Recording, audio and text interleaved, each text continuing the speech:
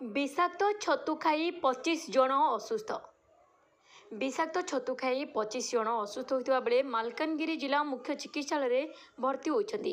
सूचना अनुसार मालकानगिरी जिला सदर स्थित जयपुरिया गुड़ाटे किछि युवक जंगल छतु संग्रह कर आनी तेबे छतु को समस्त भाग करने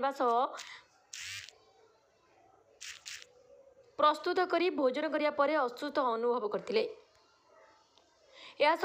किछि व्यक्ति बांती होइतिला। प्राय 25 जन असुस्थता अनुभव करिबा परे जिला मुख्य चिकित्सालय भर्ती होइतिले।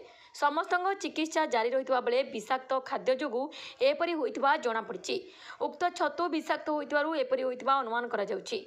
समस्त चिकित्सा जारी रहिछि एवं एपटे अवस्था स्थिर रहिछि, किंतु किछि व्यक्तिंग मध्यरे पेट बथा बांती भली सामान्य लक्षण रहितबा बेले 25 जनक मध्यरु जणे सुस्थ होई घर को फेरतिबा नै सूचना दैछन्ती चिकित्सा करतबा डाक्टर प्रफुल्ल बेहरा।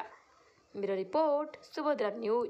तत्किना मेडिकल ले 22 जन पेशेंट झाड़ा बांती आ पेट बथा एकी भर्ती हेले।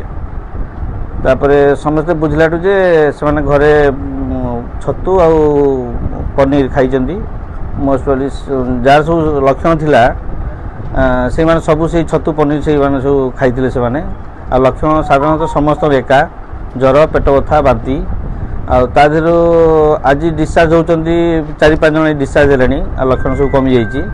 आ 10-12 जन अछंदी जे लक्षण भी कमी जी कि पूरा कमीनी।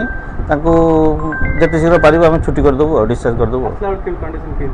कंडीशन बेसी खराब थिला, बहुत पूरा तांगर जो लक्षण बेसी थिला माने पतला झाड़ा बहुत होतिला। आ जन जन तो बेसी खराब थिला, पेट बथा ज्वर बहुत थिला। एबे लक्षण कमी कमी गलानी आ 40% पेशेंट भल हो गलानी। आ 60% अछंती किंतु लक्षण कमी जाईची। तांको दिने दिन भीतर डिस्चार्ज कर देबो। समस्त जहाँ हिस्ट्री नेलु आम समस्त पचारे से गोटे खाद्य जार लक्षण देखे से गोटे खाद्य ही खाई। मोस्ट वाली से फूड पॉइजनिंग ये जीव। हाँ गोटे फैमिली आमर बड़ यात्रा चलता सब रिलेटिव मैंने आसते गोटे जगह भोजी कर खाई। मोस्ट प्रोबेबली कज हम से छतु पनीर।